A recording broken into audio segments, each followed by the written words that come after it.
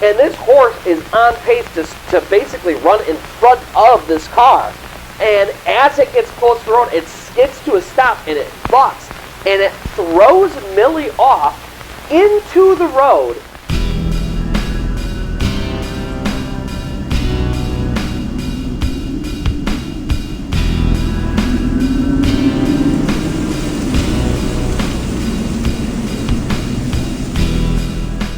So, once again you found yourself at the campsite of the Orator. Well, please pull up a chair. As you can see, my fire is stoked, which means tonight I have another tale to tell. But before we begin, if you find yourself enjoying this kind of content, first-hand true accounts of the supernatural, paranormal, things that go bump in the night, then allow the spirits to guide your planchette to both the like and subscribe button as well as the notification bell. That way you get notified every time I upload new content, and it allows me to continue to do what I love, which is telling terrifying tales. Second, all of my stories are true first-hand accounts of the supernatural and paranormal. Today's story comes from Redditor Smells Like Truth. I will make sure to link his story below. But if you or anybody you know has a story that you think might fit well on my channel, then please reach out to me on any of my social media, and we'll find a time to get together, collect your story, and hopefully feature it one day here on the Orator. And now, with all of that out of the way, let's get on to today's tale. It is a story that I call Jeepers Creepers. So it's the 1930s. Gerald is 8 years old, and he lives in Alberta, Canada, with his mom, dad, his two younger brothers, and their older sister. And one day, his mom and dad take their older sister, and they leave. They leave the house that they all were living in, and they basically left to find a better life, make more money, get better jobs, have a more luxurious lifestyle than what they were living in right then, because they were living on a Native American reservation. They had almost no money, and they were very desperate to do better. And so they left, and unfortunately, that was the last time Gerald or his brothers ever heard from their mom, their dad, and their sister. They never came back. They never sent money. They just disappeared. And so, at 8 years old, Gerald had to start taking care of his younger brothers. And he did this by first learning a trade, carpentry. He got really good with wood, and he could build all sorts of things with wood. And he got so good at that he actually started making money off of that. He also became really, really tough, and he started doing bare-knuckle fights, like no gloves or anything, fist fights with older people, sometimes men, as he got older, for money. And so between these two things, and then he learned to hunt and gather and fish, between all of this, he started to provide for his brothers. He always made sure there was food on the table, and they had enough money to stay warm through the winters. And I mean, they were just barely scraping by and living, and they were really doing more surviving than actually living. But he made sure that his brothers were safe and taken care of. And he did this from from when he was 8 years old all the way to when he was 14 years old. And then at 14 years old, Gerald decided he had done enough. He put his second oldest brother in charge, and he left. And he left to do basically the same things his parents did. He went to find them, first of all, but then he also went to find himself a better life. He didn't want to keep doing what he was doing and live in squalor forever, and so he decided to leave. And his brothers, for whatever reason, didn't go with him. And for the next few years, he was kind of a transient. He rode the railway systems. He lived on scraps here and there. He would get odd jobs in places that he stopped. And he basically made his way from Alberta, Canada, southwest, all the way to Vancouver, which was kind of the last place that he had heard his parents were. Now, Vancouver, obviously, still a very big area, and he didn't really have very much to go on. And it had been years since he had seen them. And he asked around and tried to figure things out, but at some point he just realized that they were gone. He had no trail to follow, and that was just that. They they could have changed their names, or he just had no clue where they had gone. They might not even be in this country anymore for all he knew. There had just been no communication over the years. And so now he's in Vancouver, and he gets a pretty decent job at a local mill, and he ends up meeting his future wife. And at 17 years old, they would get married, and he would use his carpentry skills to build some extra houses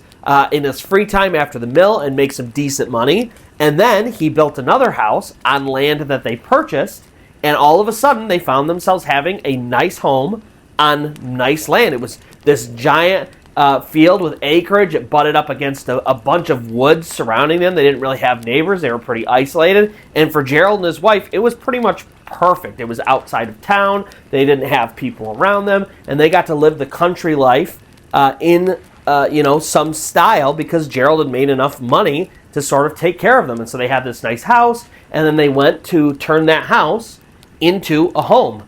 They got a bunch of animals, some of them to, for meat, some of them for eggs. He got a couple hunting dogs to help him continue to hunt and fish, and he continued to do that. And then they had 2 girls. And the oldest girl, their firstborn, she was great. And then they had Millie, their second daughter. And Millie's son is actually the person who came to me with this story and where I got the story from. And so, for the first few years of these young girls' lives, everything was awesome. They had great lives. They had a beautiful home. The land that they had was wonderful. They enjoyed each other's company. They had all these animals to play with. I mean, things were perfect for Gerald and his little family. And then one day, everything changed. Now, they're not sure if this is the reason why it happened, but at 8 years old, Millie ran across a spirit board, a Ouija board, and she used it. Now, it was so long ago and she was so young, she doesn't really remember the specifics, the details on if anything communicated back or anything like that. To her, it didn't seem like a profound experience when it happened, but it was right after that everything changed. So they're not sure if that was the triggering thing or if it was just a coincidence, but it's the only lead they have to go on. So she plays with the spirit board. Nothing happens while she's actually doing it, but then the next day, she's out riding one of their horses. Now, they have a ton of different animals, but some of the animals that they have are horses, and they just use them to ride around or do work in the fields and stuff like that. And she has one of her favorite horses that she goes out and rides all the time just for fun. And basically, there are all these trails all over their land that go throughout all of the fields and stuff like that, and she gets to ride around on those. And at this point, she's done it for so long that she's not a novice anymore. She's quite seasoned, even at 8 years old, at riding horses and being comfortable with it. And so she's out on this horse, and they're running the trails, and this one trail runs along the section of woods by their house, and this horse, is running along, kind of galloping. They're having fun, when suddenly this horse comes to a dead stop. And it's looking out into the woods at something, and it clearly went from being totally fine to very scared of what was in those woods. And it's looking, and it's starting to make really scary noises, like, really freaking out and starting to move its hooves a ton. And Millie, she can tell something's wrong with this horse. And then all of a sudden, the horse does a total about face, turns completely around 180 degrees, and it starts sprinting as fast as it can back towards the house. And Millie, she's on this horse, and yes, she sees him, but this is out of total nowhere. Like, she's seen the horse get freaked out before, right? They're in the country. There are obviously wild animals all over the place. She's seen the horse get spooked by things or think something was an animal that wasn't, get spooked. She's seen the horse deal with those kind of things. This is totally different. Whatever this horse has seen, it didn't get initially spooked and then recover. It is terrified of whatever it saw. And it is sprinting so fast back to the house that Millie can barely hold on and almost tumbles off this horse several times before they finally make it back in, and the horse calms down just enough for them to usher it into the barn and kind of chill it out in there. And then after that, the horse was never the same again. It wouldn't let Millie ride it ever. Anytime she would try to get on it, it would try to kick at her. It would bite and nip at her. I mean, it would do everything to get her off. If she did somehow manage to actually get on the horse, it would just buck and buck and buck until it either threw her off or until she just decided it wasn't worth it and got down. And, Gerald, he's looking at this horse and he's like, we're doing fine, but I don't have the resources to keep a horse that won't work for me. My daughter can't ride. Like, this is now becoming a burden, this animal. And so he's thinking, like, should I sell it? Should I put it down potentially? He's not really sure. And then one day, Millie goes to get on this horse, and the horse is totally fine again. Completely docile, relaxed, doesn't kick, doesn't bite. Millie climbs up on it. She's relaxed. She feels the horse. He doesn't seem terrified. Everything seems fine. And now Gerald's thinking, all right, cool. Whatever it was that spooked this horse, it looks like things are back normal. And then all of a sudden, like clock, like a flip switch, like this horse had planned this. It goes from being totally calm to sprinting towards the road. And as this thing's sprinting towards the road, Gerald looks and there's a car coming. And this horse is on pace to basically run in front of this car. And as it gets close to the road, it skids to a stop and it bucks. And it throws Millie off into the road, into this oncoming car. Now, luckily, this car actually saw this coming, and so it swerved to the side and it missed Millie. But it's like this horse somehow had the presence of mind to try to basically kill this girl. I mean, it looked like it had an agenda. And so Gerald, he grabs his shotgun and he walks right over to the horse. He puts the gun to its head and he's about to just exterminate this horse for almost having killed his daughter, when his daughter gets up and she starts screaming at him not to do it. And she seems more or less fine. Like, obviously, she's scuffed up and she got thrown, but, you know, she's used to horses. She's used to getting thrown. She knows how to land. And so she's more or less okay. No broken bones, nothing that looks like a lasting injury. She's screaming at Gerald to please not kill the horse. Gerald's wife comes. She's begging for him not to kill the horse. And so between those two things, he relents. But he says, you know, this horse is too dangerous, and I'm not keeping it on our property anymore. And so he finds some local farmers, he talks to them, and he tells them up front, look, this horse is super skittish, it keeps throwing my daughter every single time. I was going to put it down, they didn't want me to. So if you want this horse, you can have it at a severe discount, but I'm letting you know that it's basically a useless horse. But there was a farmer who really was in desperate need of a horse, and he decided that he was going to take it, and you know, it was a great deal. So he takes this horse, and the very next time that someone got on that horse, unfortunately it was his daughter got on this horse, the horse on purpose jumped backwards and fell on his daughter and broke her collarbone and basically totally messed her up. And then after that, unfortunately, the horse was put down because it was just seen as too dangerous, to live. And Gerald, he said, I should have probably done that in the first place. And this girl, she wouldn't have a broken collarbone, and he felt really bad about it. But it was just one of those situations. But now, it seems like everything's back to normal, right? Obviously, something was really weird with that horse. Something spooked it. Now the horse is gone. It seems like life is going to go back to great, just like how it was. But after that horse was gone, animals on their property started coming up missing. Some of the hunting dogs all of a sudden were gone. Some of the food that they would eat, pigs, goats, things like that, disappeared. And they basically looked like they had been taken, like just gone.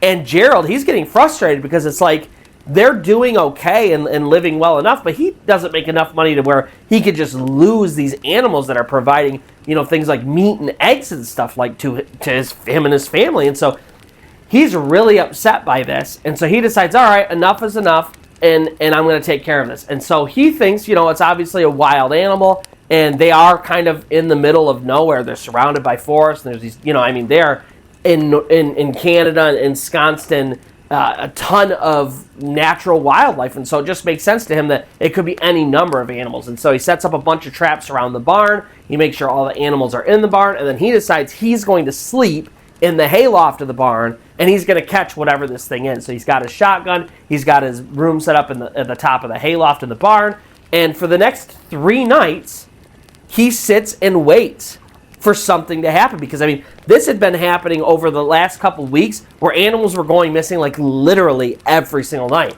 And so he's thinking it's only a matter of time before I catch whatever this is. But throughout those 3 nights, no traps were ever set off and no animals were taken. And so, on the 3rd night, Gerald kind of decides, all right, if nothing happens tonight, then whatever this animal it is, be it a fox, a wolf, a bear, whatever this is, it's clearly moved on. The free meals are gone now that the animals are all taken care of and in the barn. And if it's not here tonight, then I'm going to assume that we're pretty much good. And so that whole night goes completely uneventful. And the next day, he still has all of the animals that he started with. And so he decides, all right, cool, I think we're back to normal. Whatever this creature is, it's, whatever this animal is, it's gone. And while these attacks were happening and these animals were getting taken, one of their dogs, one of their hunting dogs, their favorite dogs, was injured, and it wasn't taken, but it was really messed up, and one of its legs was hurt really bad. And so over the last couple weeks after this had happened, Millie was rehabbing this dog and taking it out and making sure it got its exercise, and she was really kind of in charge of taking care of this dog.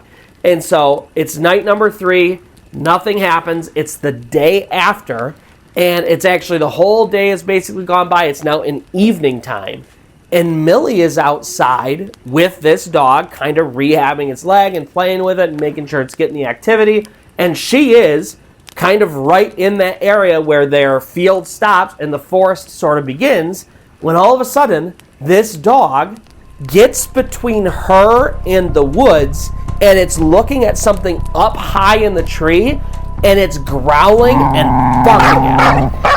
And it's not like a little bit, it's like this dog is starting to go nuts and getting vicious. Now, Gerald, this whole time, he's been on kind of high alert because he knows something's going on with his animals, and he knows something weird happened with the horse, and so he's just ready for anything. So as soon as this happens, he's in the yard, he hears the dog freaking out, he looks over, he assesses the situation and sees something's going on, and he sprints over there. And while he's sprinting over there, he calls for his dogs.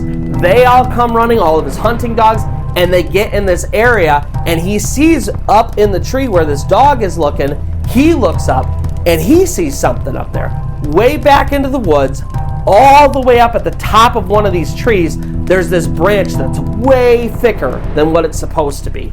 And all of the other hunting dogs, they all start looking up, and they start growling, and they start barking. And so Gerald, right away, he calls for his wife. He says, "Bring me my rifle." And he's staring at this thing, and what he's looking at is like a very tall, humanoid-looking thing. It's way up in the trees, and it's starting to get dark, but he sees this giant black silhouette, and he said later, this thing was at least 6 feet tall, but he swears this thing could have been as much as 8, 9 feet tall. And remember, Gerald, he comes from a really hard background, right? He really struggled to even survive when he was younger, taking care of his 2 brothers. This is the type of guy who fought bare-knuckle boxing against older people just to make money to survive. This is not the type of guy who's gonna make things up or get frightened over nothing. I mean, this is a hardened person who grew up in a totally different time under totally different circumstances, and this guy is looking at this creature, and even he is kind of scared of what he's seeing because he can't really make sense of it. I mean, this thing is 8 feet tall, it's huge, it looks like a person somehow standing in this tree. And eventually his wife, she brings the rifle, and he grabs it, and he pulls it up to sight, and as he's sighting on this thing, it stands to its full height in the tree, and it extends these massive, leathery wings that unfold from its back out. And as it's unfolding his wings, he pulls it up, Gerald, he pulls up the gun, and boom! He fires, and he sees this bullet hit this thing dead center mass in the chest. And the thing falls back into the tree, and then plummets down off the tree, and it's breaking branches as it goes, and he hears a crash in the woods, and right away he whistles, and him and his dogs, they take off after this thing. He's got his rifle, and they run all the way out to the impact zone, and they see it. This massive impact zone where something fell, and there's all of these branches everywhere from the broken tree. They can see the devastation, the destruction at their feet, but there's no creature at all. And worse, there's no blood. It's like he knows he shot this thing in the chest. There should be blood everywhere, at least up in the tree and down as it fell. It should be all over the ground where it fell. There's none of that. There's all the broken branches. There's the clear impression in the grass where this thing had fallen, but it's nowhere to be found. And so right away, he instructs his dogs to basically circle up and find it, right? These are hunting dogs. These are what they do. When he shoots game, they use their heightened sense of smell to track it down. And so he's thinking, all right, I shot this thing. Maybe I didn't get quite as good of a shot as I thought, and it must have tried to crawl away or whatever. And so these dogs are running all over in the woods of that area, sniffing around, and then eventually they just start circling, which is indicating to Gerald that they can't find this thing. It's gone. And they've completely lost the scent. And that really only happens when something is like gone. It can't be nearby or they would smell this thing. And so Gerald is left to think that somehow, in the few seconds between when he shot this thing and it hit the ground and when he actually got to it, this thing escaped. Either it got up and ran away so fast that the dogs couldn't track the scent, or it may have just flown straight back up the way that it fell down. And so Gerald, he spends quite a while out there trying to find a trail. This is something he's done his whole life. He's seasoned at doing this, and nothing. He can't find a trail. He can't find any indication that this thing is out there at all. And so him and his family, they go home, and over the next couple days, he's extremely vigilant and watching and listening and keeping his dogs aware. But it's like after that, after he shot whatever that creature was, it was like it must have gotten the signal that this was not the guy to mess with. And after that, him and his family, they fortunately never saw that creature again. And, Gerald, he just said he didn't care. He was just happy that his family was safe and that he took care of them and protected them. And so all of these years later, passed down this story generations, I hear this story now. And all these years later, it is still plaguing this family. What was that giant creature with the leathery wings? And where did it go? And so that's going to do it for today's story. If you did find yourself enjoying this or any of the stories on my channel, then please allow the spirits to guide your play and chat to both the like and subscribe button as well as the notification bell. That way you get notified every time I upload new content, and it allows me to continue to do what I love, which is telling terrifying tales. Second, all of my stories are true first-hand accounts of the supernatural and paranormal. I will link today's story below. But if you or anybody you know does have a story that you think might fit well on my channel, then reach out to me on any of my social media, and we'll find a time to get together, collect your story, and hopefully feature it one day here on The Orator. And so until next time, where you will pull up your chair, my fire will be stoked, and I will have another tale to tell.